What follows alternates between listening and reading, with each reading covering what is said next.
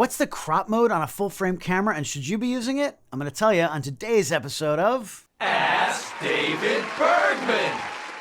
Hey there, everybody. Welcome back. Here I am, as always, answering your photography questions. You've probably got questions about photography. Just go to AskDavidBergman.com. Submit that question right there on the site. I just might pick your question to answer here on a future show. Today, I've got a question from Hamid K, and he wants to know, on cameras that you can switch between full frame and APS-C crop modes, is it the same as using a longer lens?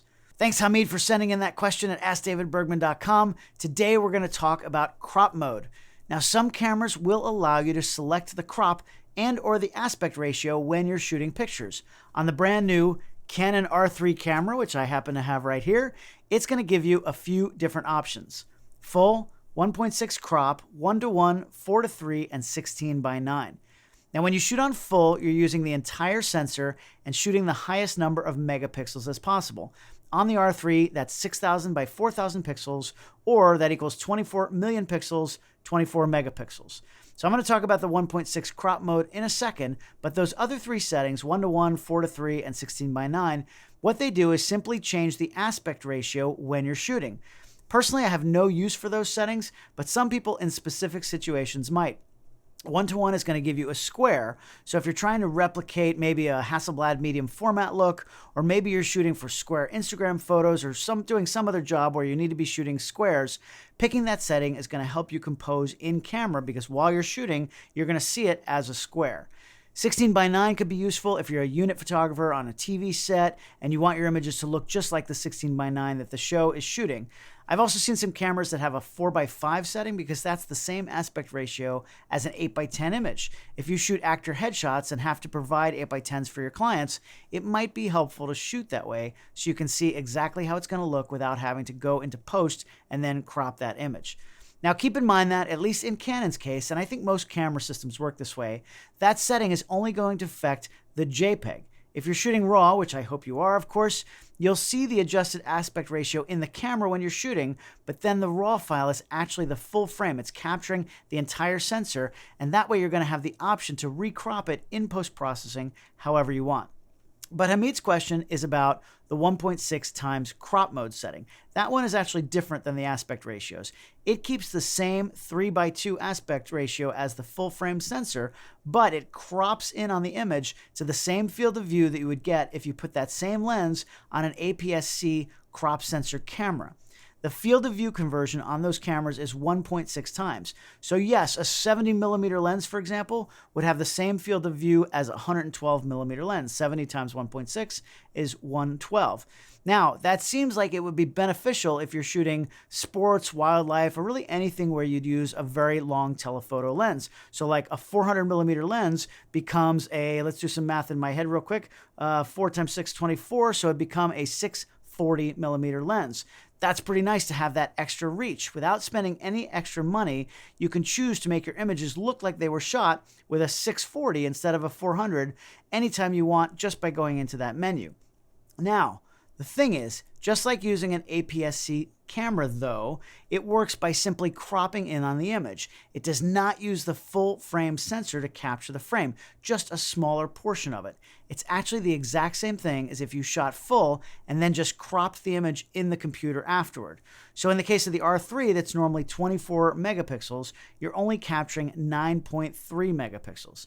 Image quality, of course, is still great. It's an amazing camera. And of course, if you're using good lenses, you're not going to have an issue with image quality. I've actually had magazine covers from 4 megapixel images on old cameras that were cropped in even severely from that. But you just need to be aware that your images in crop mode are going to be much smaller than your camera can normally capture.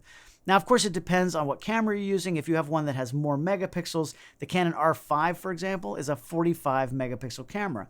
In 1.6 crop mode, it drops to 17.3, which is still plenty for just about every use.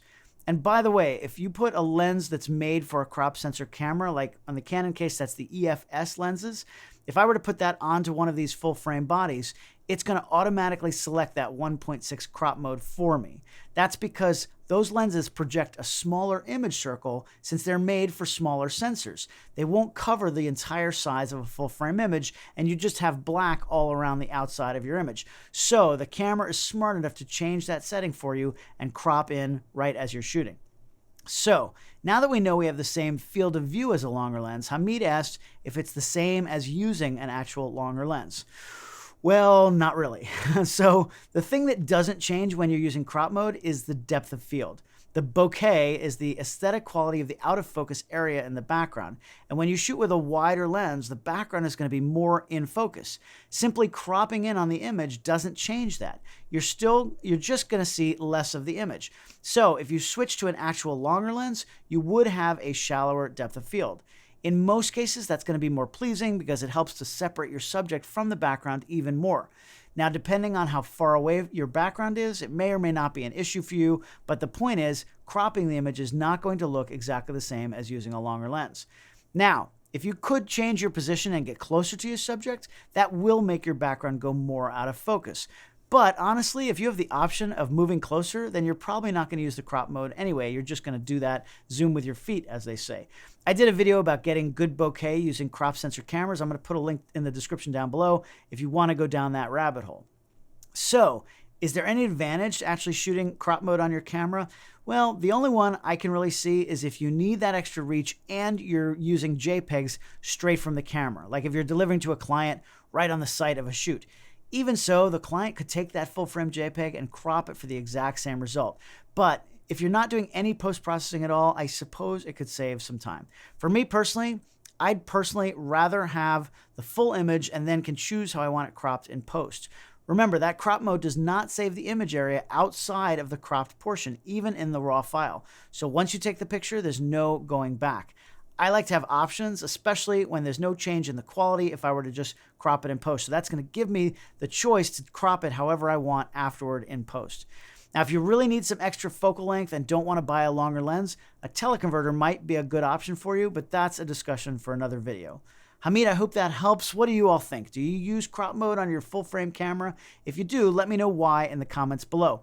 Remember, if you have your own photo questions, go to AskDavidBergman.com. I hope you're already a subscriber to the Adorama YouTube channel. If not, go ahead and click that button down below. Use the bell icon. You'll be notified as soon as new photo shows come out from me and all the other photo hosts right here on Adorama TV. I'll be back here next Monday at 10 a.m. Eastern with a brand new question. I hope you'll join me. Come on back right here on Ask David Bergman.